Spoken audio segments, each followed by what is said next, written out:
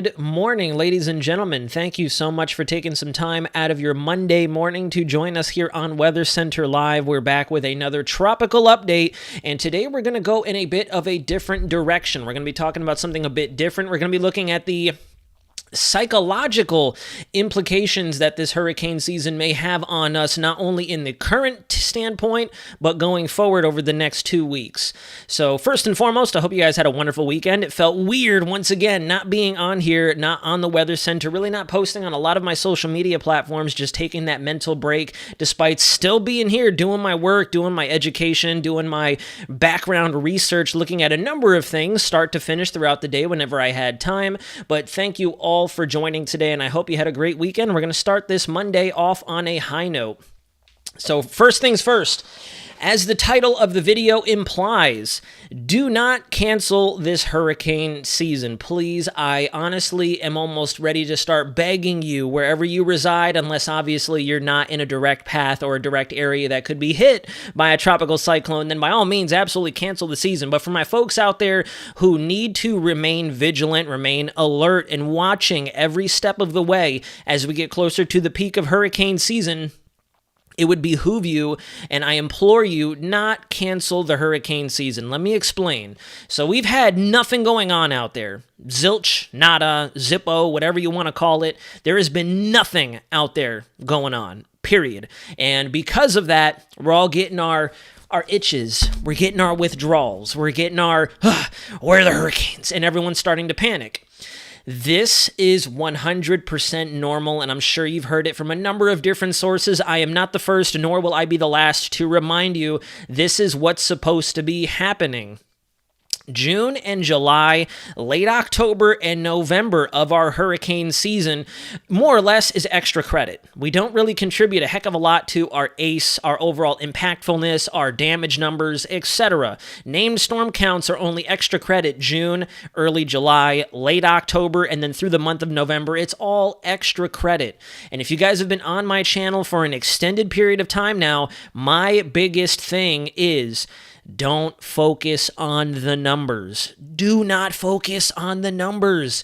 You will more than likely always bust if you expect to hit a specific numerical value in atmospheric science. This is not mathematics. This is atmospheric science, and just like the water in this cup here, the atmosphere is a fluid. You're never going to get one specific drop. You're never going to get one specific amount. It's going to change. So please, at this point, I'm almost begging you, like I said, do not cancel this hurricane season. It is honestly statistically impossible that we do not get at least 10 more storms. There are still, hypothetically speaking, 10 more possible cyclones coming at us as we go through the month of August, and especially September and early October. If you go canceling the season now and start to tell people through word of mouth, social media, if you agree with the social media conservative mongers, you're doing an injustice to you and yourself, your loved ones, and those around you, because this is normal. And again, do not fixate on the numbers. If you focus on the numbers, or if you want to focus on the numbers, get into a course in mathematics. Go down a field of study that deals specifically with the black and white material of mathematics. Atmospheric science ain't really it. So before we go any further, let's go ahead and get started with our current conditions. We're looking at our full disk satellite view. And again, like I've been saying, I got some flack on the last video. All that talk and nothing's happening. Correct. You're not wrong. There is nothing happening, and I've never said that there was anything happening right now. I've been seeing some sources going in either direction as of these days. Some sources make it sound like we are imminently expecting an explosion in our tropics. We're not right now. Other sources are saying there's never going to be an explosion in the tropics. We gotta stop putting ourselves in those tiny boxes. We need to open up our perspective a little bit. We've already seen our perspectives opened up, and I honestly thought after Barrel that our perspectives and our eyes would be wide open at this point, regardless of what the current state of the atmosphere looks like. That's where you get yourself into trouble when you get lazy, you get complacent.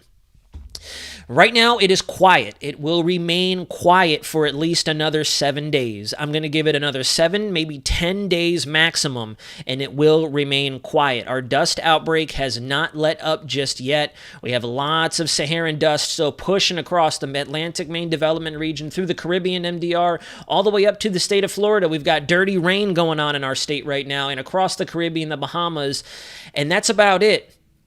we are still in our unfavorable setting for the upper level pattern. If you look, though, we're getting closer, because take a look at the Eastern Pacific. We don't have anything major developing out there, but notice the night and day difference between our suppression phases of our upper level environment. The satellite imagery does a fantastic job of showing it. Look at these robust areas of tropical activity right along that Pacific monsoonal trough. We have a lot of development out there. Nothing organized just yet. A couple of area of interests. I haven't even pulled up National Hurricane Center. I'll show you that in a second. But notice that we are slowly phasing through. It's only a matter of time. So just be patient. If I could emphasize other YouTube channels and other social media content creators, calm down, let this ride. Don't keep trying to reel your viewers in. Don't keep trying to bait people, okay? We're going to have an opportunity for sure for things to happen, okay?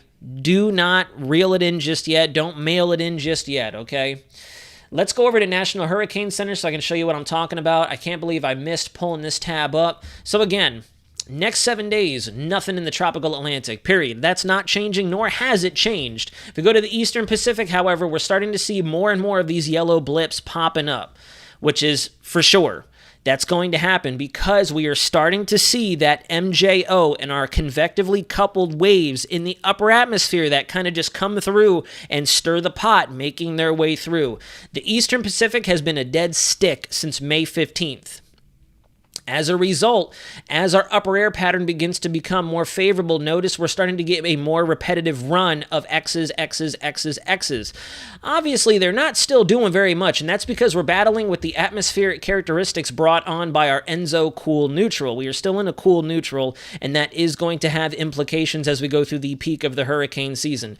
Another big elephant in the room that I want you guys paying attention to is the fact that hurricane season, statistically, we get about 85 to 90% of our storms from August through to the beginning of October. So wrap that around your minds a little bit. If you're out there canceling the season, saying that this is going to be a wash, saying that this is done, it's dead, barrel is it, then you're lying to yourself, first of all, and you're lying to a lot of people you may be in contact with. I would hope you're not out there trying to spread the word and conservative monger or conserve monger, however you want to word it, that nothing's going to happen, because that is foolish. That's foolish on so many different levels.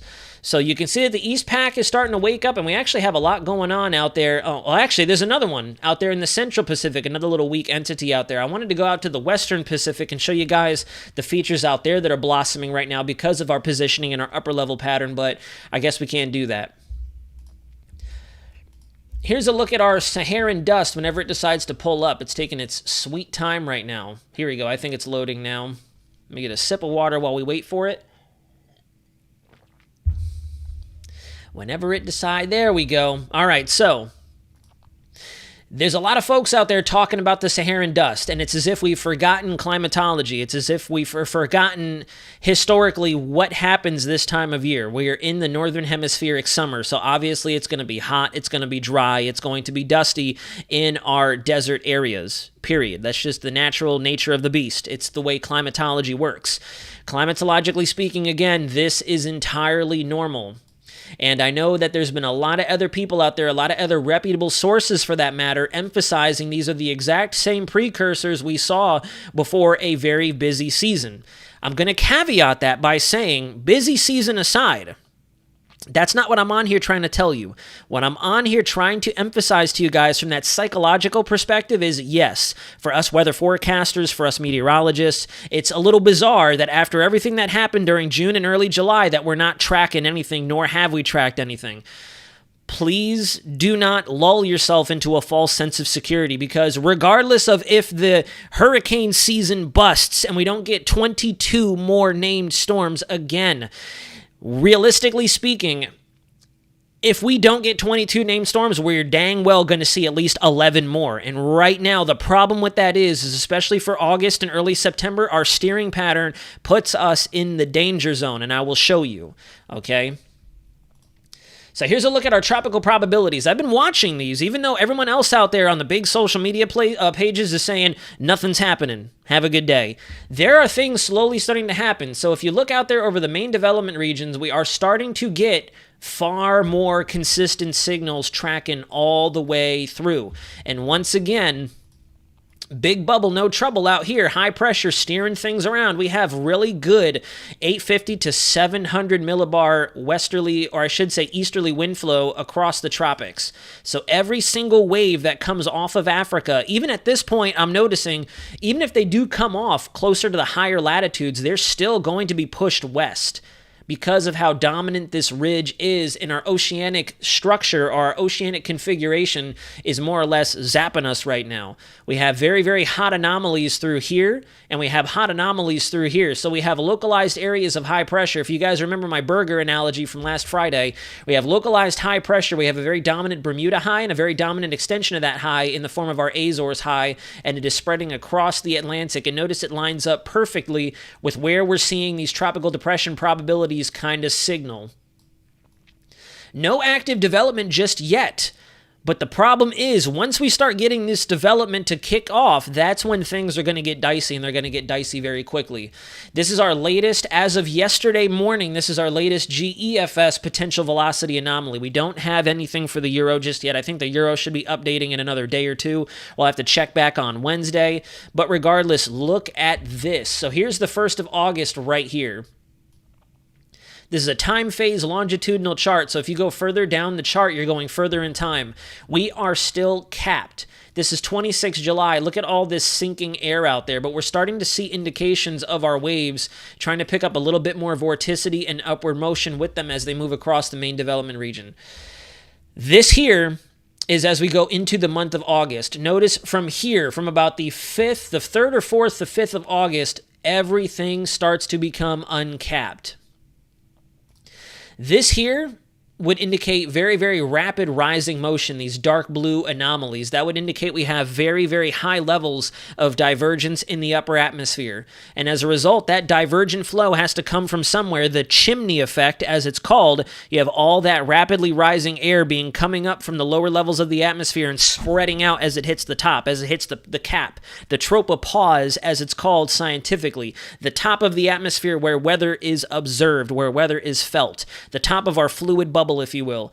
And if you look out here over the Atlantic from about particularly the 6th of August all the way through the month of August, ready to rock and roll, ready to go. So again, stop canceling the season. The models I've been doing, actually, this current course I'm taking in college right now has been phenomenal. It's been I would retake this course if I could, because it's been perfect for the communication that I give and the content that I give you guys, because it's all on numerical weather prediction models. It's all about deterministic models, ensembles, how to properly use them, how to accurately represent them, how to accurately communicate them. And one big key takeaway that has me nice and calm and not sitting here biting my nails of how am I going to produce content is the fact that I'm learning to interpret them and interpolate them even better as we go day to day. And my general thinking is, looking at our upper level phenomena across the globe, particularly the tropics, the reason our models are showing zilch right now is because we haven't received enough of that short range forecast data, observed data, to indicate that our atmosphere is changing. So right now, what the models are doing is they're taking a lump sum of the previous data with a little bit of that short-range observed data, plugging it into the model, and then running with it. And that's why our models are dead. That's why nothing's happening right now. But the moment we roll past August 1st, and you can see here, particularly for the GFS, once we get about to August 3rd, 4th, 5th, 6th, we're going to start to ingest that new short-range data, and then the models are suddenly, I'm telling you, they're suddenly going to start to wake up, and we're going to start to see, oh, look at that development. Oh, shoot, look at that development. Wait a minute, why is it developing all of a sudden? Trust me, there's a reason for it. And that's another reason why I wanted to urge you guys in this live stream not to cancel the hurricane season. Please don't do that. Do not do that. Models only show us, in layman's terms, basically my key takeaway from this numerical weather prediction class is the models are only going to show us technically the short range environment. Believe it or not, the way I'm understanding it and reading the lecture material and studying and taking additional courses to supplement what I'm learning about the models, given that they only ingest a short piece of actual realistic or real-time data, they're only showing us characteristics based on the short-term environment. They're not really showing us long-term. They can project long-term based on the current conditions, but they aren't really showing us extended views of all the different mechanisms that are rapidly changing on a day-to-day. And very soon, from here, about the 28th of July, maybe we'll go a little further than that and say the 2nd of August, our mechanisms in the big picture are going to be changing. So I'd imagine right now we're going to stay quiet, we're going to stay peaceful, we're not going to be worried about anything. But then as soon as we get into August, and especially the first full week of August, that's when all of a sudden you guys are going to be like, wait a minute, I thought the season was canceled. I didn't think anyone was going to happen. And, well, shucks. We are tracking some things, too. If this is our 0Z 850 millibar relative vorticity from the European model, and right from the jump start, look at this giant subtropical ridge right here. Just look at that thing. Monster. Monster of a subtropical ridge. That is not a good sign. You do not want to see that if you want to avoid an impactful hurricane season.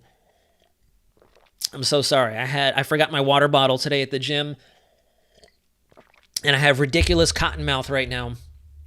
So as a result, even with nothing on the game board, our jet is up here fairly zonal, and our easterly jet is down here fairly zonal. And as a result, if you look, most of our tropical waves and our tropical entities are going to want to travel right in through this general area like we've been talking about. This is nothing new if you've been following this channel. And as a result, if you take the European model through, we're starting to see more of our waves picking up steam. There goes one moving through the Leeward Islands right there. Here comes another one coming off East or West Africa, moving through the Cabo Verdes.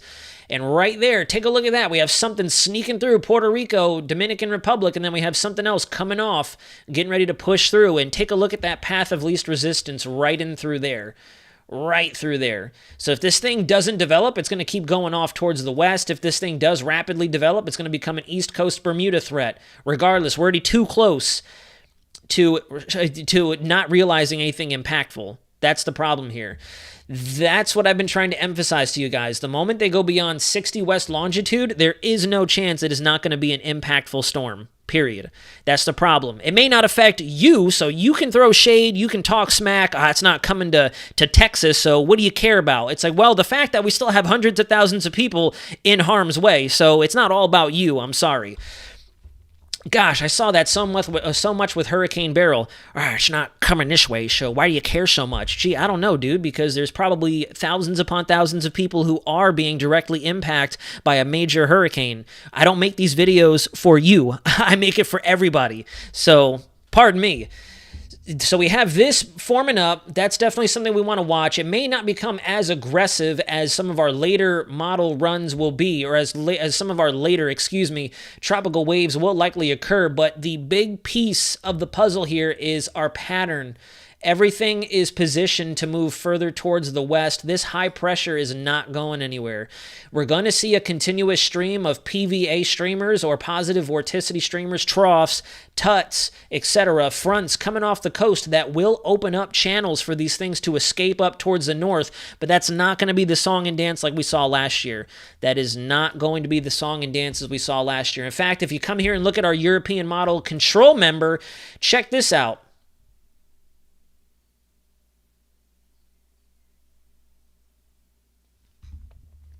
So the models are already starting to see that we are beginning to get into the more favorable setup. This is extremely 2005-like, extremely, almost to the T 2005-like. That is a Category 2 hurricane predicted by the control member of the ensemble in the Gulf of Mexico. Now, don't take this as what's going to happen. Don't take this as reality. This is 360 hours in the future, and I've noticed that the control member of the European model tends to fluctuate wide left and wide right all the time, but it goes back to my discussion about the way computer models work. Ensembles are a lot more realistic than the deterministic models because we can change initial conditions and we can change conditions as they go through time and come to a more realistic outcome long term. Whereas, like I said about deterministic models like the Euro, the GFS, etc., they only ingest, or assimilate is the actual terminology used for it during the DA process. They only take in that point in time's observed data, and then they create the most likely outcome based on that point in time. With ensembles, they're a lot better with the mid to long range forecasting because we can tweak and adjust and change certain things as they go through their loop. So the fact that the European model is starting to take features and develop them as they go further to the west shows us that our pattern is starting to become a lot more favorable. A lot more favorable. You can see the same thing here on the UK model. The UK Met is also showing a very similar pattern. You can see as we go towards the end of the loop, we have multiple tropical waves, 1, 2, 3, and then one down here that's headed towards Central America. We have a number of them that are being pulled through. Right here, this does not look like as much of a doom and gloom scenario. We have a very sharp amplitude subtropical ridge out there in the Atlantic. We are getting lucky because we have a trough coming off the East Coast right now. So if any of these do try to develop, they're probably going to be a Bahamas, Mid-Atlantic coast, or Bermuda issue escaping off towards the west-northwest. But timing of these variables is critical, especially as we go through the peak of the hurricane season. And on top of that, if these systems stay a lot weaker, they're going to move towards the west-northwest at a lot slow or at a lot faster of a rate, and they're not going to gain that latitude because they just don't have the Coriolis acting on them as much as they typically would. I don't know why I have this pulled up. Let's look at the extended range forecast. This is going to be our extended range forecast. This is the latest from our European ensembles, the probabilities. So again, like I've been saying, rest of July, cool, calm, collected, enjoying the summertime. You go into the beginning of August, signal really starts to pick up. You go to the middle or I should say the second week of August, signal is really ramping up out there for our MDR in the Atlantic. And then you go towards middle August and it's game on. Just about everybody is under the gun. And the problem that I really want you guys to focus on are not the individual storms on the board. I want you guys to focus on the trends here. And I've been saying this, I've lost count at this point. I'm not even going to repeat myself. Watch these trends. Just watch the trends, okay? Please. That's going to be a problem as we get into August. August particularly, I really do think we're going to be seeing some changes in the structuring of our oceanic pressure systems that are going to allow for some of these storms to move up and out.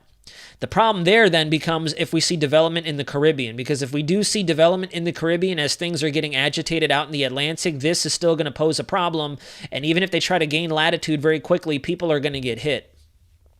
That's something we didn't have to deal with last hurricane season because El Nino had this entire area shut down. Everything was just staying out to sea. This hurricane season is not going to be the same because of our Enzo neutral trying to trend towards a La Nina. And then this I thought was a really interesting chart that I wanted to pull up for you guys. This is another version of our probabilities, excuse me. This is another vorticity anomaly, vertical velocity anomaly chart. And I thought this was pretty neat because they actually have the different storms stamped on the charts. So you can see where it is that we could potentially start to see our tropical development. If you look right in through here, we have A for Alberto, we have B for Beryl, we have Chris that developed out of nowhere off the Bay of off the Yucatan Peninsula, the Bay of Campeche.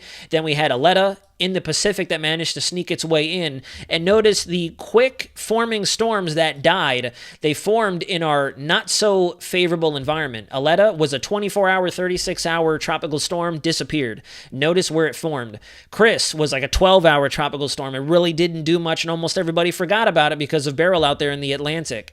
So if you extrapolate this forward and you look at where the forecast begins, and you look at where we had Alberto, where we had Beryl, these green upward velocities, they're coming in at the beginning of August. They're not very strong, but they are starting to sneak their way into the chart. And that's kind of what I want to leave you with. Not a whole lot to talk about today. There really isn't. There's a couple of features on the horizon, and I'm not going to bombard you with stuff that we've already talked about. So just want to let you know what it is that we're tracking in the near distant future. There's going to be plenty more live streams. Again, if you guys want to go out there and talk smack, feel free. This is not about views, not about subscriptions. I gave you guys a 20-minute live stream, and that's pretty much all the information I have to communicate to you because there's nothing really going on. Not right now. There's things that we're monitoring. There's things that I'm researching. There's a lot of homework I'm doing in the background to get us ready for when it matters most. And that should tell you something. If I didn't think, and other sources didn't think that this hurricane season was suddenly going to kick in, none of us would care. None of us would be communicating this. It is not about the views for some of us. Others, I can't speak on their behalf. Eric Callahan, good question. I'll go ahead and kind of get into that just a little bit, because I do think this is also going to bite us in the butt just a little bit. I need the anomalies, not the actual SSTs. Here we go.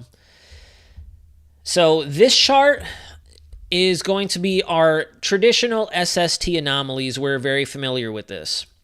And the reason I think we're going to see a changing in our atmospheric pattern, especially for our Atlantic high pressure, is not only because of what the jet is doing as a result of our ENSO neutral, but also because of our configuration of the Atlantic water temps. If you look, we have very hot anomalies across the tropics. We have very hot anomalies up here in the subtropics, the mid-latitudes.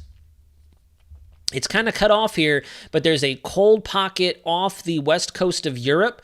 You can kind of see a little bit of it just off the coast of Portugal, Spain. And then we have this nice area of blue shading right here just to the immediate south of Bermuda. And I think that's what's going to hurt us as we go through the initial phases of August. Well, I should say the whole month of August, in my opinion. I'll kind of use the example that I made in our last live stream about our AMM, our Atlantic Meridional Mode here. As you can see, there's a lot of cool anomalies off the southwest corner of Africa, and as a result, we have localized subsidence or sinking air. We don't have a lot of instability and rising motion there. We have higher pressure, and as a result, that's forcing our lower pressures to propagate towards our areas of lowest pressures. High pressure always flows towards low pressure, not the opposite. Wherever there's high pressure, it's going to try to find the lowest pressures possible in its local area, and as a result, we have winds coming off of this area of high pressure favoring our tropical Atlantic main development region. And I'm looking at this bubble of cooler anomalies here because we may actually be seeing a very similar phenomena. Not only will this be but I should say playing an influence on our higher pressure that would typically be our Azores and Bermuda high, but this is also going to direct our wind flow. If you guys think about it from a clockwise fashion, we have localized high pressure oscillating here. We have localized high pressure oscillating here. And if you're kind of picking up what I'm putting down here, let me redo that arrow. That was garbage. There we go. If you're picking up what I'm putting down here, we're favoring the pressure gradient, driving our waves off of Africa, moving off towards the west-northwest, and then we have an area of high pressure that's further stimulating the wind flow in the tropics, pushing these things a little bit further towards the west-northwest, and keeping that barricade, our high pressure, in position. If we go to our long-range ensembles and we go to our real long-range ensembles, in fact, I haven't looked at that yet. Let's go ahead and do that. Have not looked at our long-range ensembles just yet to see what they're thinking. Let's go back to 0Z yesterday. Let's go to our lower ensemble members, and let's take a look. Let's go through time.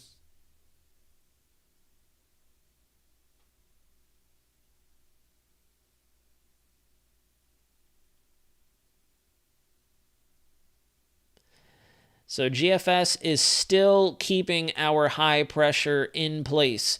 Notice at the start of the loop here, our high pressure over the greater Atlantic does not move. I'll go ahead and draw it for you guys.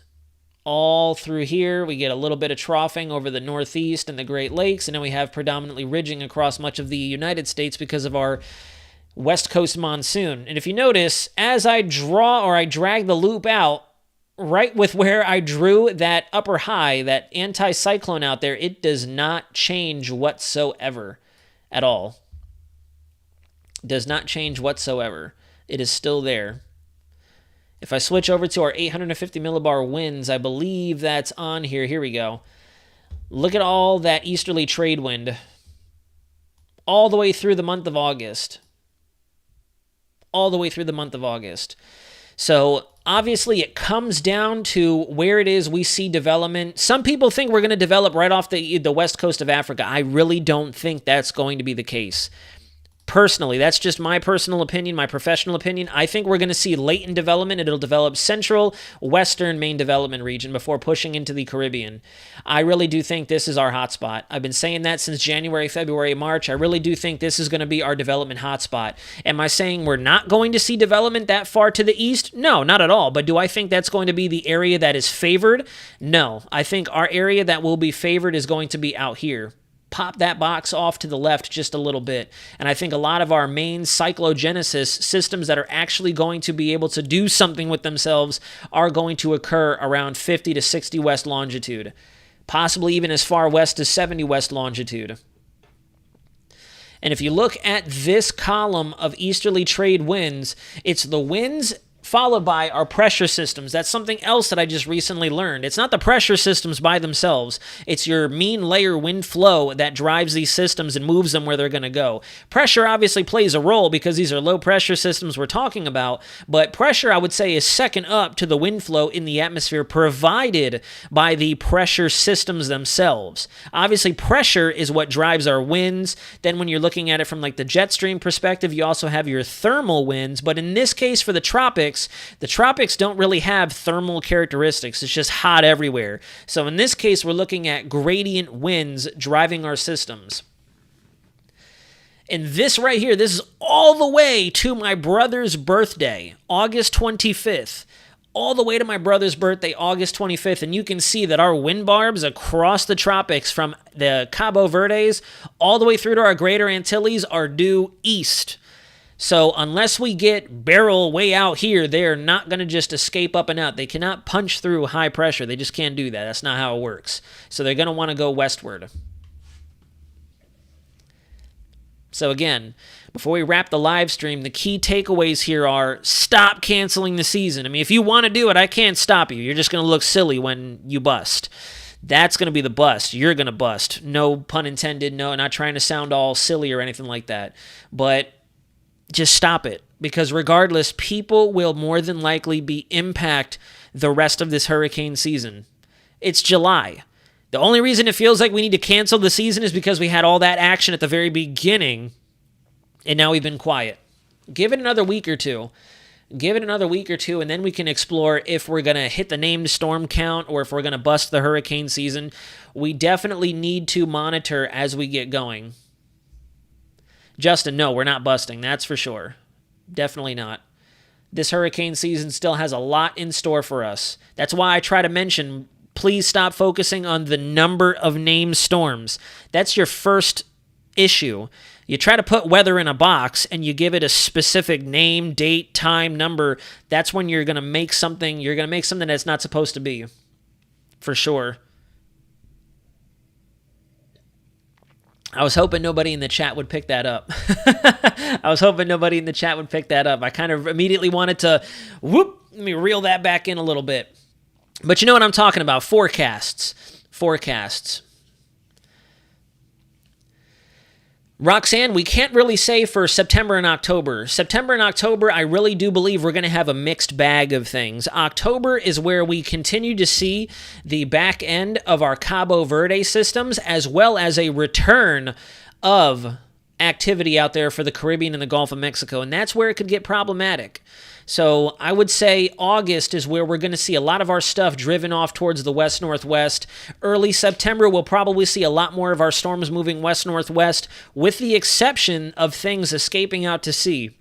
That's another area that I want you guys to make sure you're understanding when I explain to you what's coming.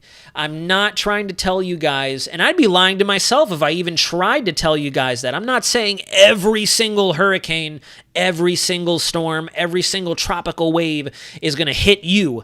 What I'm saying is the general trend that I'm seeing in comparison to last year versus this year looks to be a lot more impactful. I was looking a lot at our climate reanalyzer, and in fact, it's only 9:33. I'll take a couple extra minutes to pull that up real fast.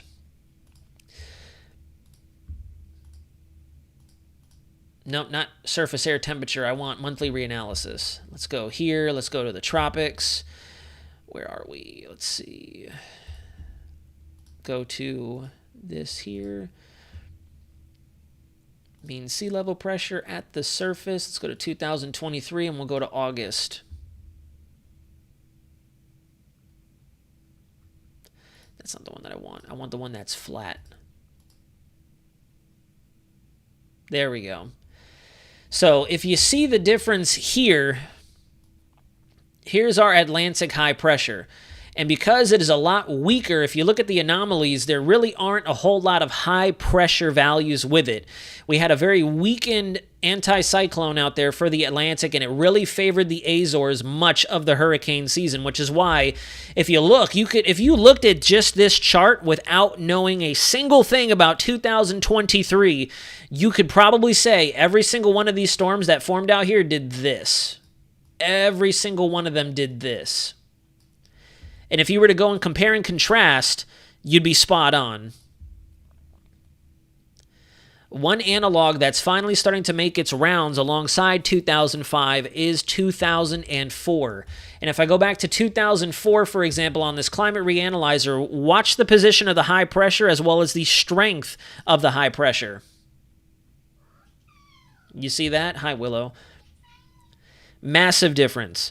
So in this case, we're not only looking at the positioning, we're looking at the strength of the high pressure. Notice how we have this darker shade of tan here, indicating a much more dominant Atlantic high pressure, which then, from a forecaster perspective, would tell me that as the winds are coming off of this high pressure, we have a stronger gradient through the tropics. And as we know with 2004, we had a lot of systems that were just plowing through the Caribbean, plowing through the southeast, headed up the eastern seaboard.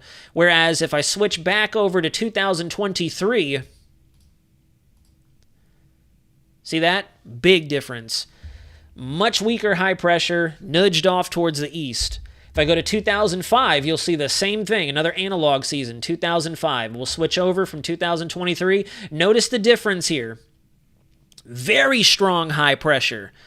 Very strong high pressure. We have even darker shades of orange here. This is flat out orange now. We're not in the tans anymore. We have darker shades of orange here, which means, again, you got to think about it not only from pressures, positions, but also wind flow. That would mean that we have a dominant anticyclone here with winds spinning off of it much further than we would typically see, which means its southernmost reach is probably going to be much further towards the south and southwest. Again, I'll draw the comparison. We go to a year like 2010. 2010 was a big bust year. We go to 2010. Look at that. Almost no high pressure. Very weak. We have more lower pressure everywhere. And that's why 2010 bust.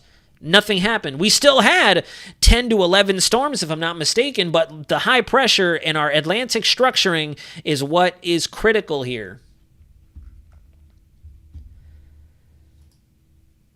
Let's look at 2021. 2021 was another one that's being compared to this hurricane season with the big break and then all of a sudden the action. Look at the difference. Writing's on the wall, guys. All we need is tropical development.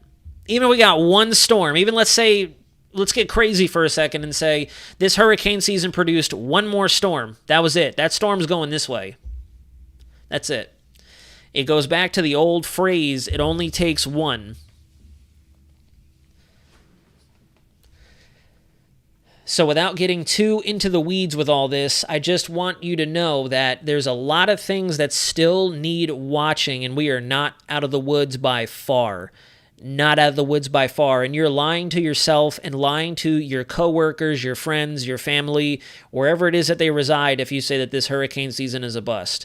If you really want to focus on the numbers and we get 20 more named storms as opposed to 22 and you want to call it a bust, I would politely advise that you contact each of the individuals that are affected by potential future storms as well as people who were affected by the already done and gone storms and let them know this hurricane season was a bust. Everybody was wrong. I would honestly encourage that because it's funny how you go to the forecasters and tell them that they're wrong, but then the people who were directly impacted, the people whose lives were changed forever, you don't want to say, you don't even want to look in their direction. This guy was wrong, but I'm not going to tell that to the person down the road who got knocked out and, is out on the canvas because of a major hurricane. They were wrong because they missed 2 storms, but that's what I want to focus on this hurricane season. If you want to talk numbers, go to another channel, find another source. I'm not focusing on numbers. I'm focusing on impacts, threats. I'm focusing on the impacts that people could be facing. And this is a night and day difference between last year and this year. And I think it's going to catch a lot of us off guard because of how much 23 was hyped. Said it a bunch of times. I'm not going to stop saying it. 2023 was the hype season. It really was. This season is going to be different. It has already been different. It's actually been vastly different when you really sit and think about it. Vastly different, because remember what happened last year when we had a major hurricane on the board. And I'm talking about Franklin. I'm not talking about Idalia. Idalia formed here. And if you guys remember what I've been telling you, anytime something develops in the Caribbean, it's game on. Somebody's going to get hit. So Idalia happened to form in a position to where, yep, somebody's going to get hit, period. Every other system that formed out here, though, if you remember, even Franklin came in and then, boom, I'd never seen something like that before. It's like it hit a force field. Boom, just went due north and out to sea. Every single system tried to just go out to sea minus a couple of instances, the number one on the board being Idalia, because she formed here and immediately went north. So imagine if they had formed here, would have gone north. Already, this hurricane season has proven to us it's going to be different because we had a feature that formed out here that tracked all the way through. So that should tell you something. If you don't want to look at the science, if you don't want to listen to the science, if you don't want to listen to the education, the data, the forecasts, just use a little common sense. Okay, last hurricane season was a bust. Why? Because everything that formed in the Atlantic shot north and missed everybody. What's really different about this hurricane season? Well, in the month of June and July, we had a Cat 5 moving west all the way through until Texas. That's as west as you could possibly go. So already we're seeing a different pattern. We're seeing a different change.